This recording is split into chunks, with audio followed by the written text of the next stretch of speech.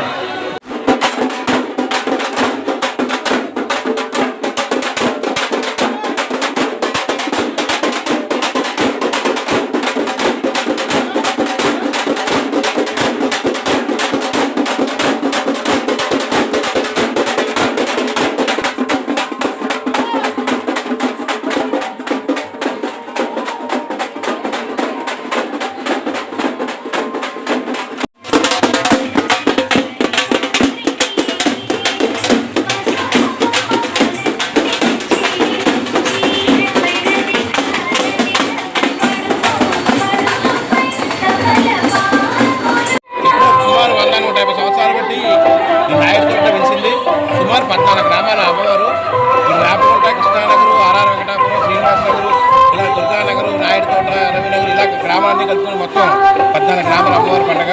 ప్రతి సంవత్సరం కూడా శ్రావణ మాసంలో మక్కార్తి వచ్చిన మొదటి మంగళవారం చేయడం ఆనవాయితీగా పూర్వకులు జరుగుతుంది. ఆ ఆనవాయితీని మేము స్థానికంగా మీ అందరం కూడా ఇప్పటికీ కూడా కంటిన్యూ చేస్తున్నాము.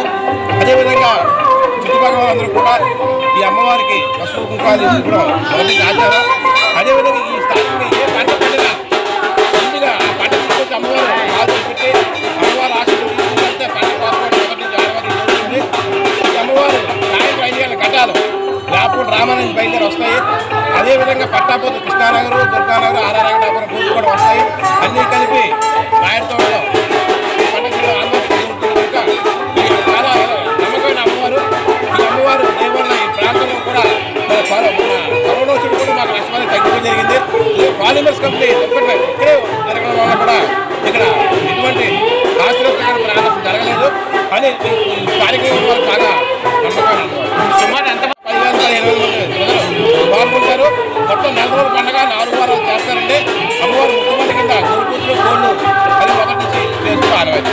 ఏ కార్యక్రమాలు నిర్వహిస్తారు? ఈరోజు సాయంత్రం అమ్మవారిని గుండ్రాశాలు, తప్పటి గుళ్ళు, నలుగురు సామాన్లతో వ్యాపారం తీసుకురావడం జరుగుతుందండి. ప్రోగ్రాం పెట్టడం వల్ల కరోనా మానేసాం. త్వరలో స్టార్ట్ చేస్తాం.